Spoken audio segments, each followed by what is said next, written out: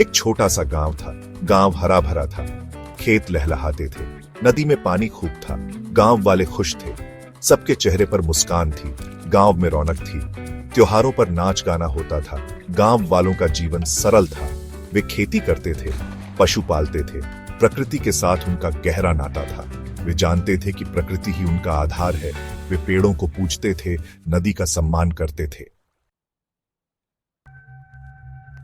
गांव में अच्छी बारिश होती थी, समय पर बारिश होती थी, खेतों में फसल लहराती थी, अनाज के भंडार भरे रहते थे, फलों के पेड़ लदे रहते थे। गांव वालों को कभी भूख नहीं लगती थी। बारिश प्रकृति का वरदान थी, यह जीवन का आधार थी।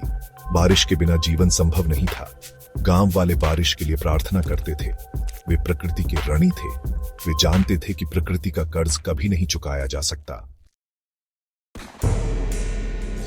एक साल बारिश नहीं हुई, नदी सूख गई, खेत बंजर हो गए, गांव में अकाल पड़ गया, अनाज खत्म हो गया, लोग भूखे मरने लगे, बच्चों के चेहरे पीले पड़ गए, माँ बाप लाचार हो गए। गांव में हाहाकार मच गया। लोगों को समझ नहीं आ रहा था कि क्या करे। वे आसमान की तरफ देखते रहे, लेकिन बारिश नहीं हुई। गांव वाले समझ गए कि यह सब जंगल कटाई का नतीजा है।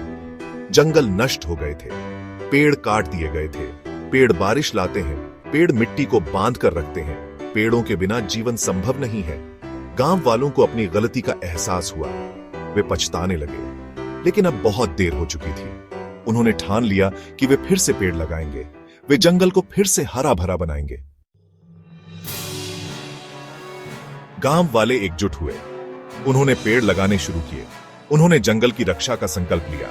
धीरे धीरे जंगल फिर से हरे भरे होने लगे। बारिश होने लगी, नदी में फिर से पानी बहने लगा। गांव फिर से खुशहाल हो गया। लोगों के चेहरे पर फिर से मुस्कान लौट आई। यह कहानी हमें प्रेरणा देती है कि हमें जंगल बचाने चाहिए। जंगल है तो जीवन है। जंगल बचाओ, जीवन बचाओ।